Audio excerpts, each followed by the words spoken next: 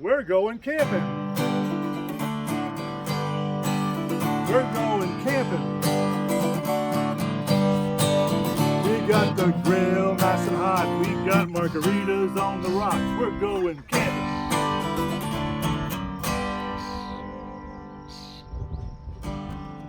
Well, hello fellow RVers. This is Gary with Rough Road RV Life. We like looking at freedom. So where has freedom brought us now? Well, I see mountains, I see water. I think we're in Page, Arizona at the Glen Canyon National Recreation Area, located with Lake Powell in the background at the Wahweap Campground. Now this is a pretty big campground. There's at least A through F on service loops, and then you got even more that are primitive. Marinas, dams, they got a bunch of stuff here. We're going to give you the best of tour of this place as we can and let you see what it's about. It's that way. That is your entrance and exit road there. And we're going to start here. As we swing around, you'll catch a glimpse of beautiful Lake Powell. A part of it. A part of it. It's huge. Yeah. That you can see it as you're entering. You get to cross the dam. Okay, straight ahead is the park store and registration. That is where you register, and there's a store there. You can get anything you want.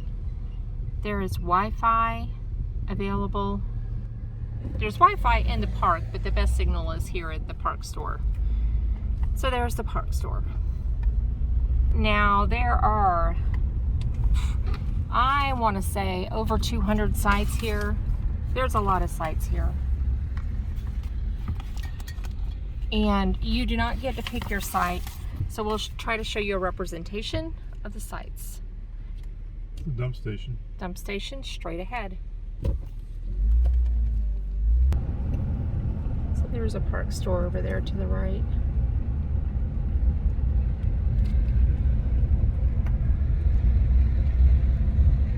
This first loop is Loop D. You want Loop A. Loop D is that way. Loop A. Loop A. We'll start with Loop A. Full hookup. Again, you do not get to pick your site. They will assign you a site. So A through F, I believe, are the full hookup sites. So there's A2 to our left. A3 is a pull through. Look, they left and left their laundry. A4, so you can get an idea. Some of these sites you have a good view of the lake, and some of them you may be facing the other side. There's a bathroom right to our left. The showers are pay, and we will mention in our wrap-up where the showers are, because we haven't. We just got here, so we have to figure that one out. I do know they're $2 or 2 tokens. Right. There's A7. We did notice now, I know at our site, the utilities are a little awkward. Now these look a little bit normal, but again, it doesn't matter. You're assigned your site. They do have these paved paths in between the camping areas. Okay, here's one. The utilities are kind of forward a little bit. And there's not a lot you can do about that. Just make sure you have a long enough hose, especially your sewer hose. They're a little awkward. Some, not all, not all. But again, you don't get to pick. The paths in between are concrete, Mr. Dudley says. They are not paved. So I just want to clarify that. There is a concrete path right there. Seem to be not quite as hot for our little doggy feet. Maybe see one here better. If you'll notice, like here on A22, which is this section here, you see your sewer is at an angle. So yeah. I would kind of recommend that you do have one of those sewer fittings that screws into the ground fitting there, since it is at an angle.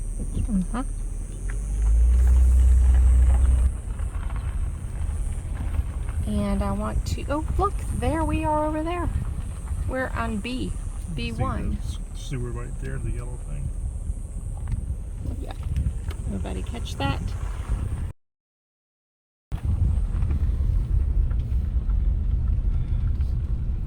This is a concessionaire site run by Aramark. And you do pay the premium price here. It is probably the most expensive park we have ever been to. At $88? $88 a night. So this is going to be loop F, and you can notice that these sites over here, as soon as I get it out, they are concrete pads.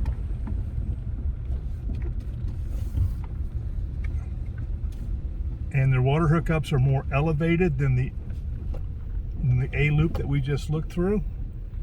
And also their sewer connections are flat. They're not angled.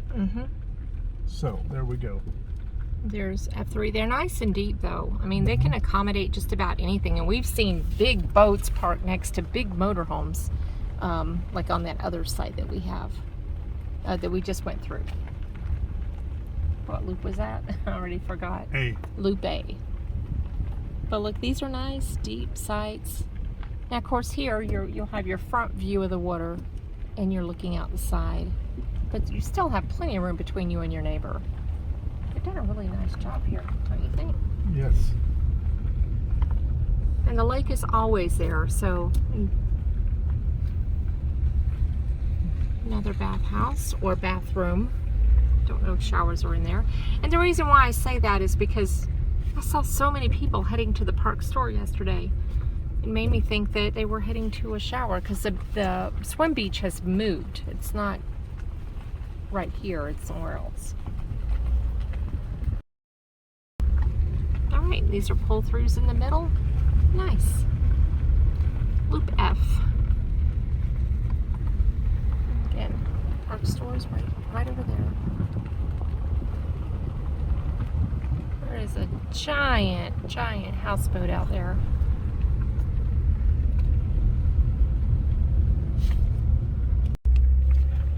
Okay, there's B loop. That is a loop that we're in. Yeah, all the loops are pretty much the same. They're just one circle. There's C loop. A C loop stands a little bit taller in elevation than A loop does. Right. We noticed that some of the sites you have a little bit better view, but again, you are assigned. Now, loop 4 is tent and self-contained RVs, which tells me it's probably primitive, but we have not been down here, so we don't know. Well, here's 482. 482. Looks. I don't see any water. Nope, no electric. But they all have a reserve sign. They do. Every single one. I have not seen a site that does not say reserved. They are well marked though, aren't they? Yes. Yeah, you don't have to wonder about where your site is. They've done a really super duper job. And I did tell Mr. D. What did you tell me?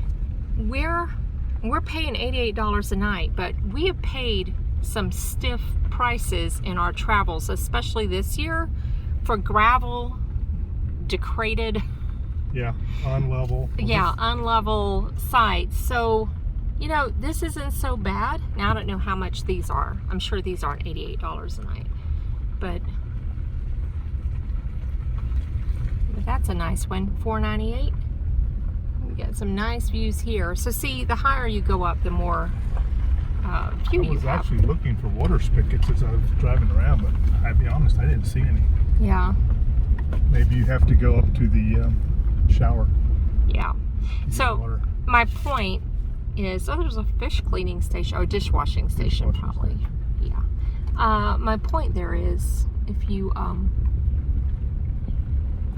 you pay a lot, but it is a really nice campground.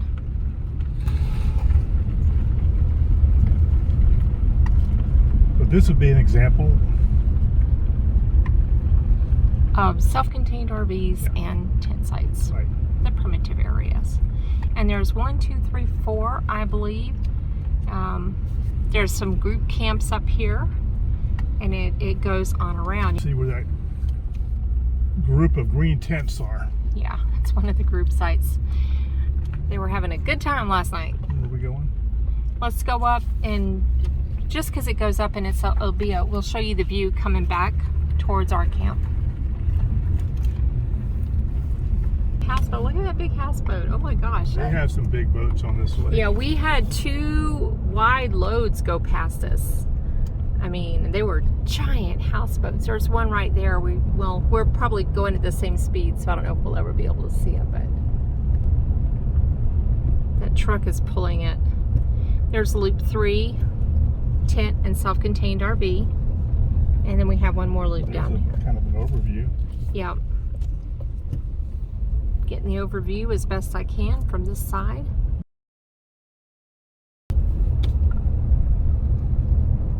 There is loop 2, another tent and self-contained RV site. The one thing they don't charge for here is sunshine.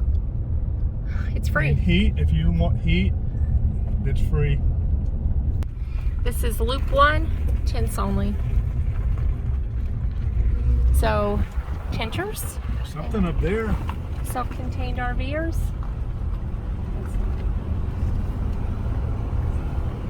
There you go. So there might be a better overview for you. Now this is just the campground area. There's other areas in this park that we'll cover in the wrap-up.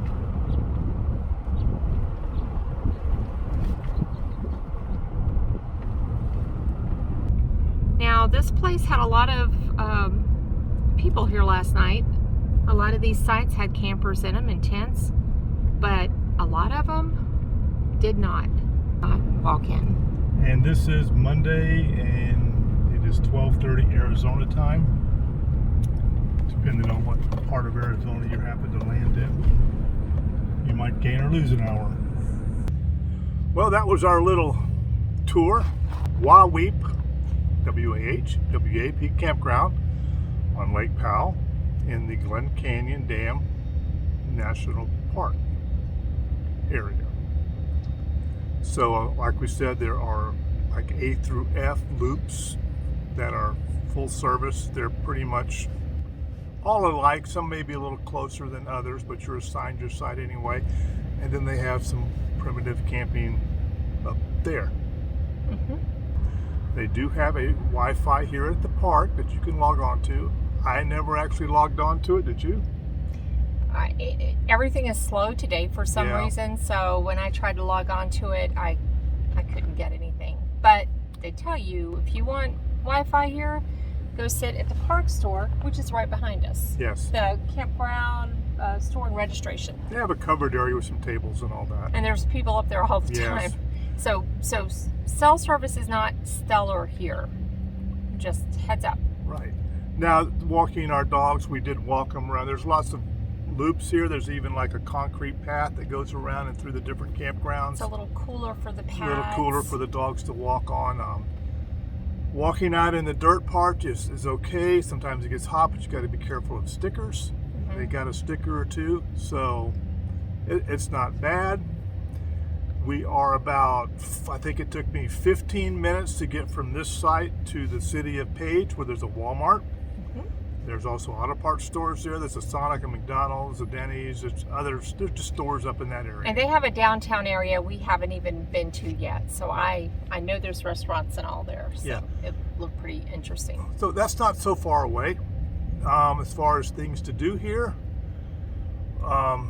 they do the tour for the dam. It's closed to the public. I guess it's still from COVID. They're not doing dam tours at this time. But they do have a museum. You can check out the museum. Yes. We had booked 2 cruises on the lake itself. One was canceled altogether, and one was rescheduled. So we got 1 out of 2. So I guess that's not bad. Yeah, and it was pretty awesome. We had a nice little drive around through the canyons, Right. up to the dam. Now, in my opinion, this is more, to me, more, if you have a boat, a watercraft, this is the place to come, because that seems to be the major attraction here. Of course, is Lake Powell. Mm-hmm. It's 180, what the guy say, 187 miles of shoreline, something like it would go from Alaska into Mexico if it was stretched out on end. Yeah, it has, and it's the second? It's the second largest man-made lake in the country. Yeah. Only second to Lake Mead, which is only bigger than this one due to water volume, not area. This is a larger area, but Lake Mead carries more water volume, so it's considered a larger lake. But it's big, 300 feet deep, so it's still a deep one, despite the fact that it's like I think 27% capacity. There's still a lot of water out there. There are some hikes. Most of the hikes take place out of the camping area. You have to drive to them, and I'll let the hiking specialist here tell you about it. So go ahead, tell them. Well, you do have to drive to them, but there's a couple of them that I did. They do have ranger-led hikes, and I went on one.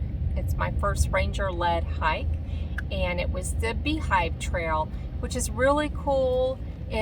You go up, I mean, you're walking vertical, but if you have good shoes on that don't slip, it's kind of cool. It's not as bad as it sounds. Coming down, I just sat down on my butt and went down that way. But really cool rock formations. I don't know what it's called, but it reminds me of the wave, if you've ever seen the pictures of the rocks, the wave. It's not very long. None of these hikes are long. I guess you could make them longer if you wanted to. Just have people just climb around on the rocks. And then we did the Hanging Gardens Trail, and Gary did that with me. And what did you think about that? That was a 1.4 mile in and out, and you get to go under. It's like an overhang that has ferns and stuff growing into the it's a cavern type thing. A seep spring. Seep spring, and it was good. We happened to do it in the heat of the afternoon. Someone had poor planning, but it was a good trail. It was well marked. You walk between river rocks. They have the path laid out in river rocks. It's a nice little hike. It's not too long. No, morning, late afternoon, middle of the afternoon when it's 100. I don't think so, but it was okay. Yeah, but again, none of these are in the park. The Beehive is right outside the park, and if you're into tent camping, van camping, or you probably get an RV up there, they have a little campground there. It's primitive right there. Right. It's called the Beehive Campground. And there's also Horseshoe Bend. It's where the Colorado River looks like a Gooseneck State Park. Costs $10 to park there.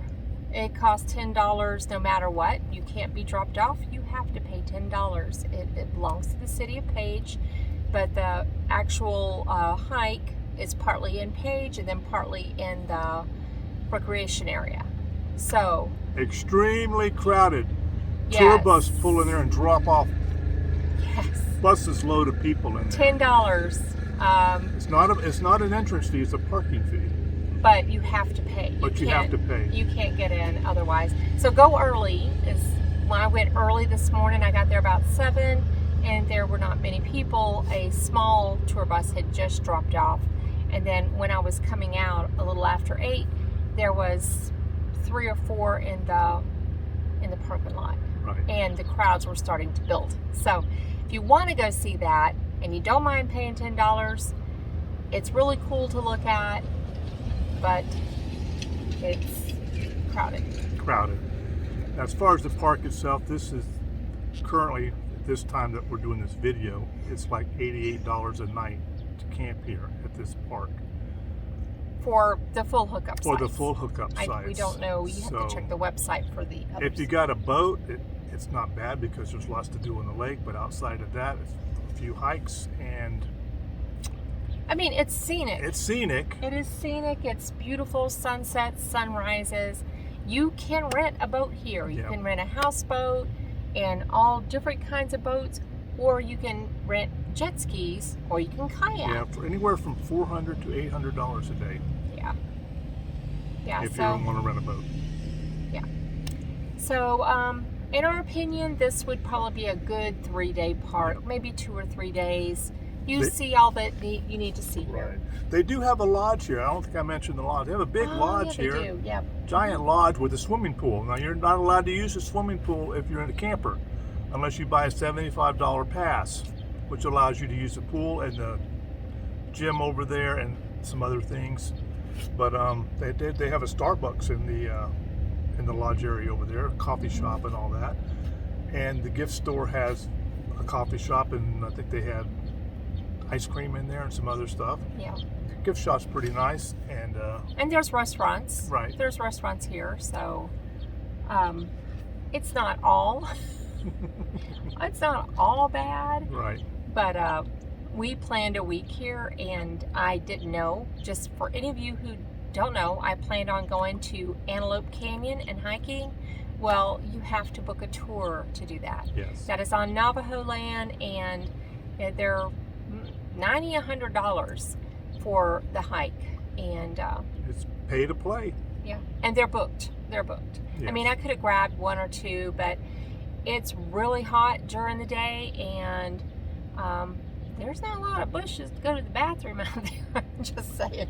And you can't take a water bladder down in there, and you have to use the bathroom before you go.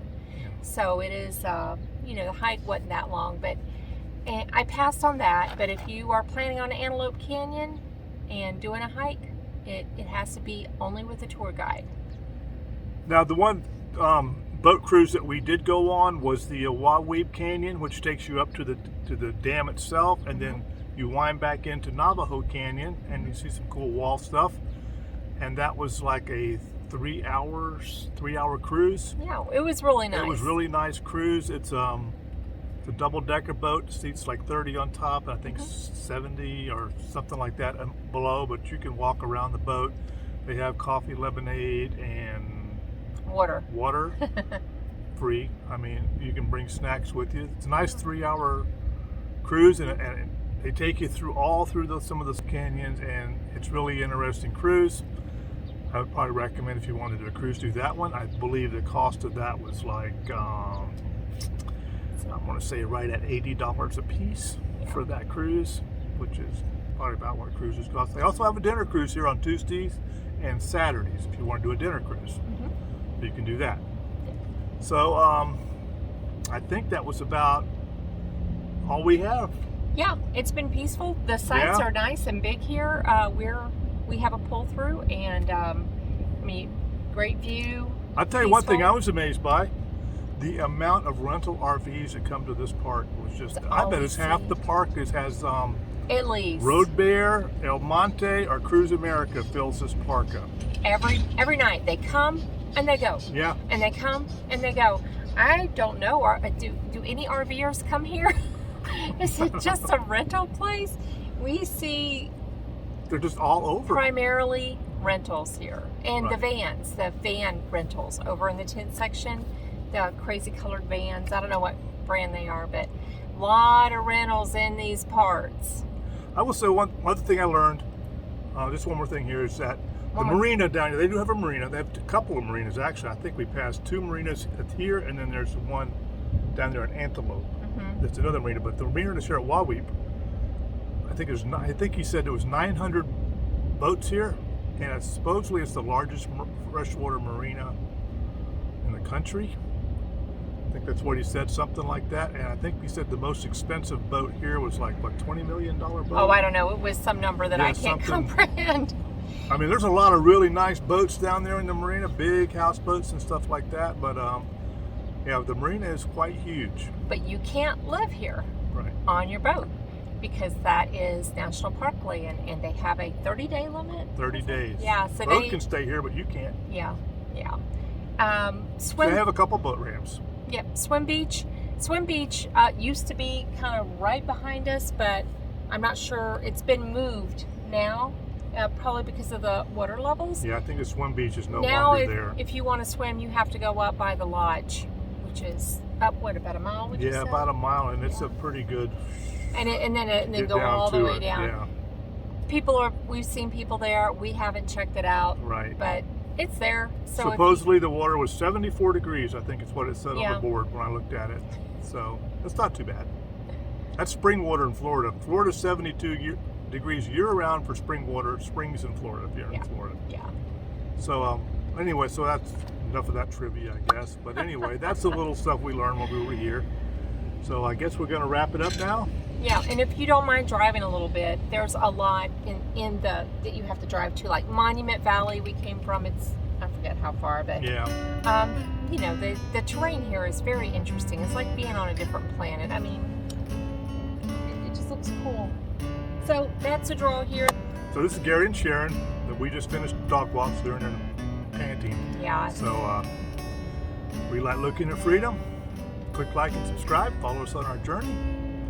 And we'll be headed toward a little bit to the north rim of the Grand Canyon. North rim of the Grand Canyon. We did the south already. That'll be a video coming out whenever that schedules. But, yeah, by the time you see this, you can check right here for our video of the south rim. Right. Take care. Safe Hope to travels. see you on the road someday. Bye. Bye.